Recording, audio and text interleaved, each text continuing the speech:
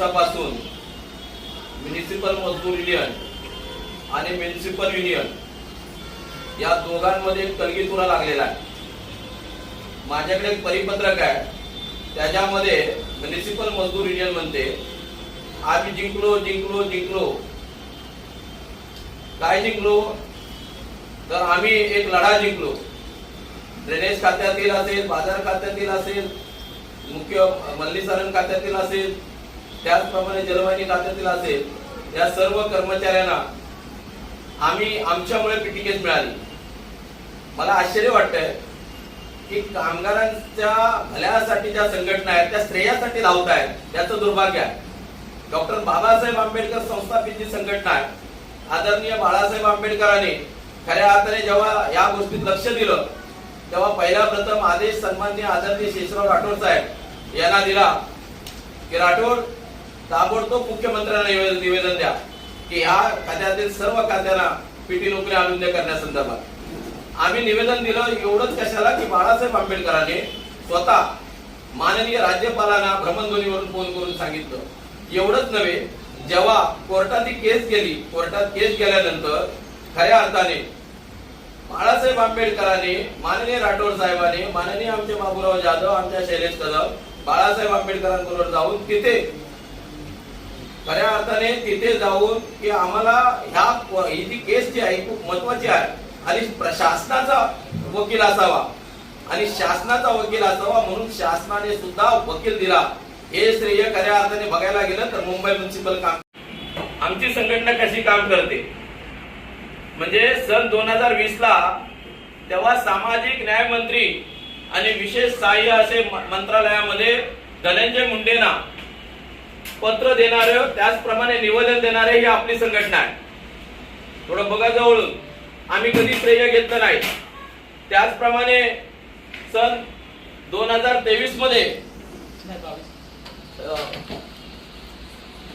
त्यानंतर स्मरणपत्र आहे, माननीय पालिका आयुक्तांना सुद्धा दिलेले आहे। सन 2022 पत्र बघा कसे आहेत ते।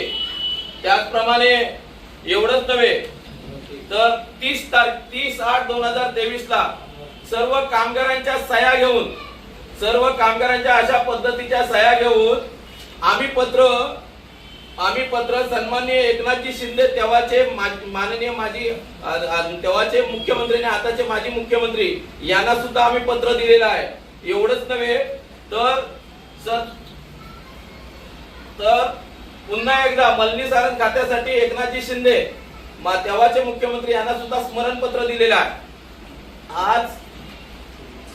आणि 22/11/2024 रोजी माननीय आयुक्तांना निवेदन सुद्धा दिलेलं आहे।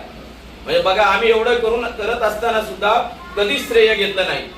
आमची लढाई खऱ्या अर्थाने कामगारांच्या अस्तित्व आणि अस्मितेसाठी आहे, एवढं या संघाचा आहे। यांच्यासारख्या श्रेयवादाच्या लढाईमध्ये मुंबई म्युनिसिपल कामगार संघ कधीच गुंतला नाही।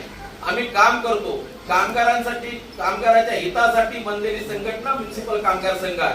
आज ज्या पद्धतीने श्रेयवाद चालू आहे, असायला येताना दुर्भाग्य सुद्धा वाटतंय। एवढंच कशाला की त्या म्युनिसिपल मजदूर युनियनच्या कार्यालयात थोड्या वेळापूर्वी मला एका सहकार्याचा फोन आला, म्हणे आम्हाला एक फॉर्म देतायत, 320 रुपये काहीतरी घेतायत। आणि तो फॉर्म जेव्हा मी बघितला तेव्हा मला आश्चर्य वाटलं, त्या फॉर्मची आश्चर्य वाटतंय की त्या फॉर्म बघा काय कशाला फसवताय लोकांना। हे अशा पद्धतीच्या फॉर्मचे तुम्ही पैसे घेताय, 300-350 रुपये घेताय, हा प्रकार गंभीर आहे। म्हातारी मेल्याचं दुःख नाही, काळ सोकावतोय। आणि म्हणून कामगार बंधूंनो, खऱ्या युनियन कुठल्या, ऍक्च्युअल श्रेयासाठी धावणाऱ्या युनियन कुठल्या, आणि आपण काम करून सुद्धा समुद्रासारखं किंवा एकदम शांत बसून आम्ही केलेली कामही आमचं खऱ्या अर्थाने कर्तव्य आहे। या कर्तव्यासाठी खऱ्या अर्थाने आम्ही हे करत आहोत। एवढंच कशाला, जेव्हा आचारसंहिता होती 28 नोव्हेंबर 2024 ला मुंबई म्युनिसिपल कामगार संघाने पहिलं आंदोलन आझाद मैदानावर केलं, तेव्हा हे कुठे होते, कधी आंदोलन केली? 4-5 वर्षाचा इतिहास बघा। मुंबई म्युनिसिपल कामगार संघ सतत आमच्या कर्मचाऱ्यांच्या पीटीकेसाठी जात आहे। आणि म्हणून हे श्रेयवादाच्या युनियन पासून सावधान राहा। डॉक्टर बाबासाहेब आंबेडकर संस्थापित केलेल्या संघटनेच्या पाठी राहा। आदरणीय बाळासाहेब आंबेडकर, आदरणीय शेषराव राठोड आणि आमचे सगळे सहकारी हे तुमच्या बरोबर सदैव असतील। आम्हाला श्रेय नको, आम्हाला कामगारांच्या हितासाठी फक्त लढायचं आहे। एवढंच बोलतो आणि इथेच सांगतो। जय भीम।